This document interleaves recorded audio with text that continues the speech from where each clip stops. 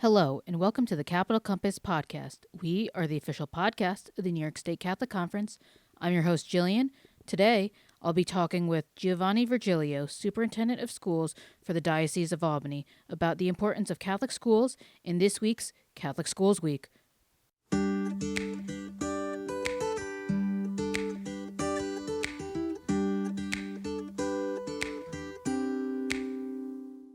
Throughout the 2022 legislative session, we are giving you updates on what is happening in Albany. Without further ado, here is your Legislative Minute.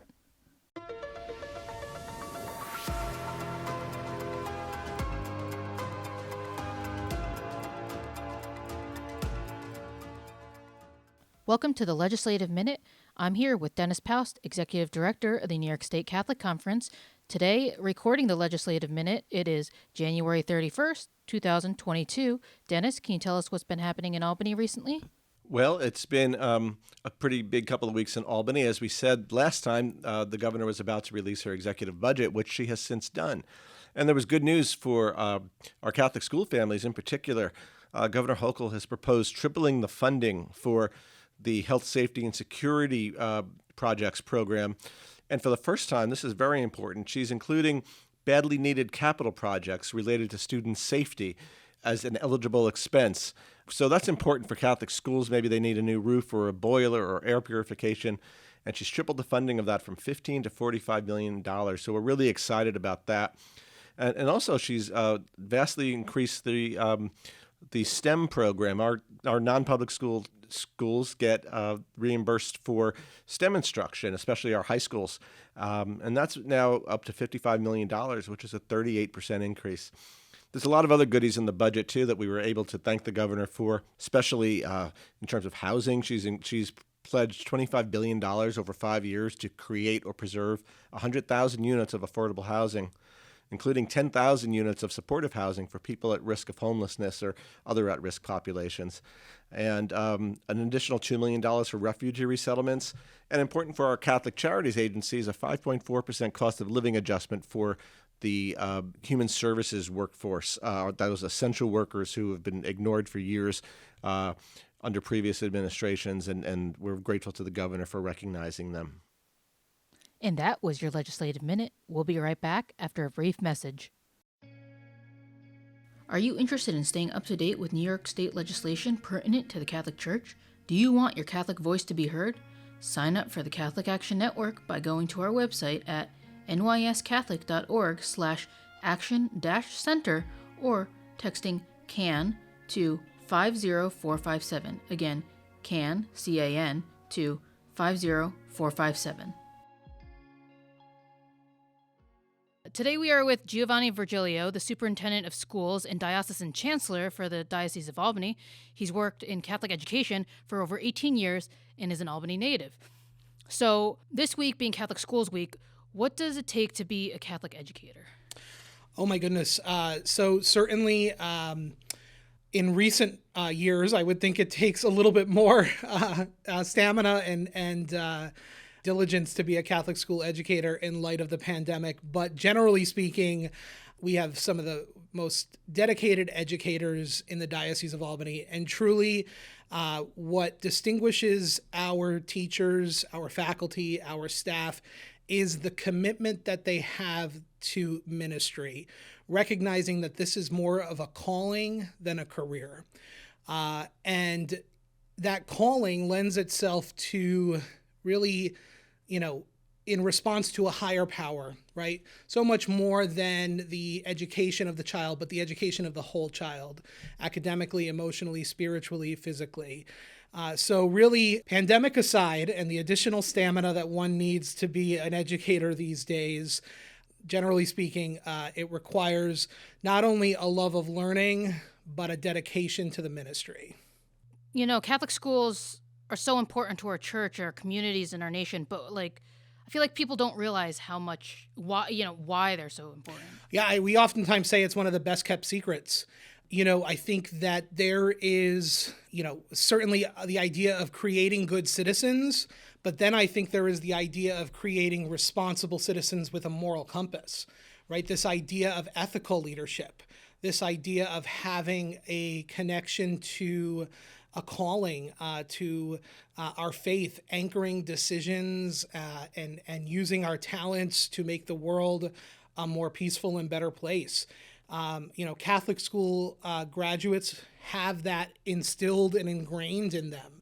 Certainly as a product of Catholic education myself, having gone through our school system, I find that it is the greatest gift that was instilled in me, this idea of responsible, ethical leadership that goes so much more beyond just, making a difference, but having a positive impact as well. So, for those who don't know, National Catholic Schools Week is an annual celebration of Catholic education in the U.S. dating back to 1974. It starts the last Sunday of January and runs all week. So this year it is January 30th to February 5th. So the theme of Catholic Schools Week this week is Catholic Schools, Faith, Excellence, and Service.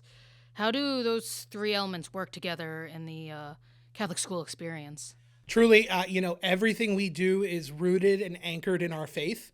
I oftentimes think of it as not something that's separate from other learning, but our faith is imbued in all learning, which is so special, I think, because, oftentimes religion is thought as a subject in isolation or faith formation experiences.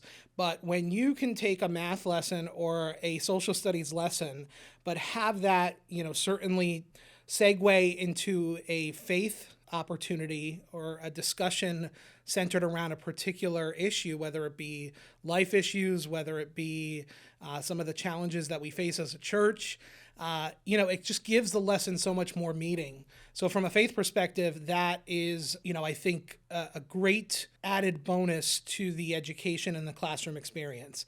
Certainly from a service perspective, our students recognize that they have the opportunity to give back in a way that is really unique because they have been given so much, and to be able to give back in return is just a part of that Catholic school experience. Some of the greatest activities that our students do are centered around service to others, and we instill in them the importance of that. And they carry it with them well into their, beyond college and career, quite frankly. So I think, I oftentimes say that Catholic education is one of those things that's needed now more than ever.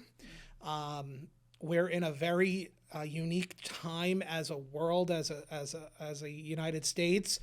And when you have the chance to impart so much more beyond traditional teachings to our students, it really is ultimately intended to have that impact on have that positive impact well beyond the typical things that are taught in the school. So I'm sure a topic that people are kind of tired of hearing about, but it's definitely something that has been talked about, and especially with the rise in the Omicron variant, it's affected a lot of other schools. But for Catholic schools, they were able to scramble during, when COVID hit. Yeah, I have to tell you, it was some of the most unnerving time in my leadership, the early days of the pandemic, where none of us knew back in March of 2020, whether this was 2 weeks to flatten the curve or what it would eventually turn into. Mm-hmm. I remember sitting here and thinking, here we have 5,000 students and 500 educators that are going to be disrupted by the decisions that are being made related to the stay-at-home orders, right? And I remember asking myself, this is truly going to be a test of our ability to rise to the occasion in a situation. And of course, those are unsettling situations, right? You prepare for these things, you plan for these things, but no one could have anticipated what was coming our way. I remember very quickly in the early days, our schools bounced back and immediately transitioned to remote learning seamlessly in many cases. What took several months for some schools took us a couple of days, hours, if you will. And then we continued that, and we did not skip a beat in many ways. And the moment we were able to open for in-person instruction, we welcomed back all of our students. which again was a non-negotiable for us. And I remember, how are we going to do this? I didn't realize what a feat it was, but we were tremendously proud of being able to welcome back our students so quickly and get them back to in-person learning. Can you kind of explain to me why in-person learning is so important? We had to do what we had to do at the beginning of the pandemic, but I mean, we've seen in a lot of studies that online learning necessarily isn't the best for kids. Mm-hmm. I think it goes back to the idea that our schools are so much more than just academics, right? They're safe havens for our students. It's where some get 2 meals a day and an after-school snack. It's where some are getting the counseling supports that they needed. It's some where they get it's a place for some where they feel safe and loved, right? And we always treat that as a partnership with families. And the routine and structure that the academic school day provides really is critical. And the other challenge becomes, and we saw it in parts of the pandemic, and we tried to address it going forward, the equity issue of access to technology, access to strong bandwidth and Wi-Fi. Our schools in many ways level the playing field for all children. And so there's, it's great to see that there is no replacement for that in-person learning experience. We talk about, the service and this different foundation you get at Catholic schools. So I guess, can you go... I feel like a lot of outsiders don't necessarily understand, even like Catholic people who don't send their kids to Catholic school, as we've talked about. I believe Jim talked about this in a previous episode about school choice. Yeah, really, and this is why our advocacy is so important. The greatest barrier right now to families choosing Catholic schools is financial. It's why we look to provide scholarship and aid to keep the schools affordable and accessible to all who desire to send their children to our schools. It's why we advocate for, tax credits and, voucher systems that are in other places of the United States. So that becomes, we strive to really remove that barrier. Recently, we were the proud recipients of a grant, repeat recipients of a grant from the Mother Cabrini Foundation that provides scholarship and assistance to our schools. And that has been invaluable to be able to afford scholarship and assistance. We're actually seeing this year, whether it be a result of the pandemic, whether it be a result of our efforts to be affordable and accessible, we saw a 4% increase in enrollment across our school system. And our students, we have more students than we ever had before in recent years. We invite more students to come and consider our schools, and Catholic Schools Week is a great time to do that, to see our faith in action, to see what we do in action, to visit our schools. We really see that opportunity that exists, and those traditional or typical barriers, we try to find ways to overcome those obstacles. And so we'll work with families in any way we can to ensure that I think the challenge becomes that so many think it's beyond their reach. And until they have that conversation, it actually is probably more within their reach than they realize. And so I would encourage anyone to not let some of those traditional barriers that they may have in their minds be the reason why they don't consider us or at least take a tour of one of our schools. Exactly. I was actually going to bring that up with you. Yeah. It's there are a lot of misconceptions within the Catholic Church, within the Catholic school system, but that's why you ask. That's why you should be asking questions. Yeah, absolutely. We invite that dialogue. We invite those conversations, and we'll never shy away from an opportunity for that dialogue, particularly when folks may be making decisions without all of the information they need to appropriately render that decision. So certainly we welcome those conversations, and certainly any of the listeners can reach out to our schools directly, to our principals. Our principals are truly visionary leaders. I consider them leaders that understand that they wear so many hats, and they really do welcome those conversations with families. All right, I'm going to give you one last. It's kind of a challenge here. Okay, let's see. So if you only had one elevator ride to convince somebody to send their child to Catholic schools, what would be your pitch? Oh my goodness. I oftentimes would say, when I was a principal, when you walk into our buildings, it feels like you're getting a hug. That's what I would say on an elevator speech. I would. If I had an opportunity to share someone, and I would say walk into our doors. Walk into our doors, and the feeling you get when you walk through our doors, what you see, what you experience, what you hear, it just is unlike any other educational experience that is out there. I think that it really, if you see it for yourself, you'll see what I'm talking about. But our buildings, they embrace you when you walk through those doors. So certainly that's what I would tell anyone to do who's considering our schools.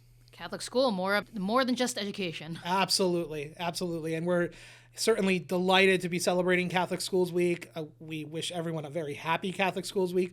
We have our annual liturgy coming up Friday with Bishop Scharfenberger. We'll present our awards to the Teacher of the Year, Principal of the Year. So it's a great opportunity to celebrate Catholic education, and we can all use a reason for celebration at this point. Thank you so much for coming on, Giovanni. Thank you. Thanks for listening to the Capital Compass podcast, and a special thank you to Giovanni for taking time out of your busy schedule to come on the show. We hope you enjoyed this episode. We'll be coming out with a new episode every other week. If you'd like to support the podcast, please share it with others, post about it on social media, or leave a rating and review. Don't forget to subscribe wherever you get your podcasts. And to catch all the latest from the conference, you can follow us on Instagram and Twitter at NYS Catholic Conf and on Facebook at NYS Catholic Conference. Thanks again, and God bless.